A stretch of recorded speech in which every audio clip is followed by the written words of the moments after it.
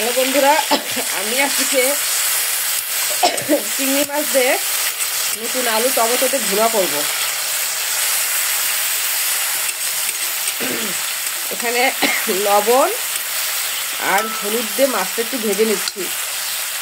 খুব একটা বেশি ভাজবো না, হালকা করে ভেজে নিব।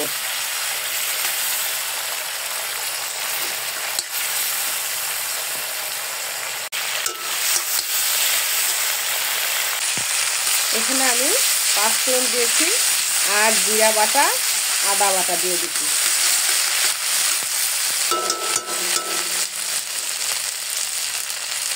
একটু মরিচের গুঁড়া দিয়ে দিই, কাশ্মীরি লঙ্কার গুঁড়া যেটাকে বলে।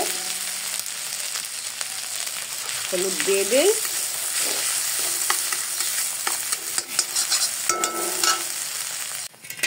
মশলাটা কষানোর জন্য একটু জল দিয়ে দিব।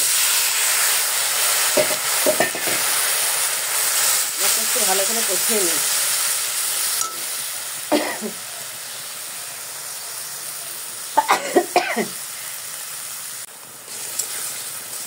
এটা ফুটতে শুরু করেছে, একটু ভালো করে কষাতে হবে। এটা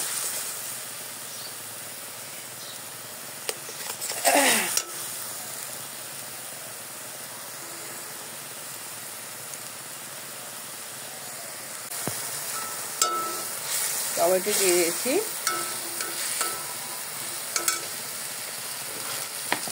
এখন আলুগুলো দিয়ে দিব। মশলাগুলো কষানো হয়ে গেছে।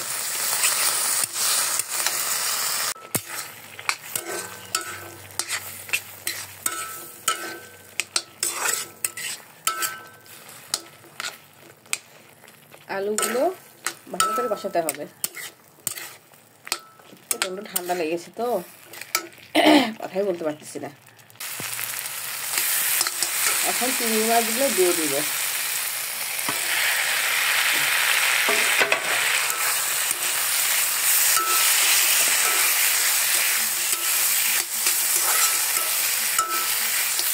নেড়ে চেড়ে নিয়ে আমরা জল দিয়ে দিব। বেশি না, হালকা। এটা ভুনা ভুনা হবে।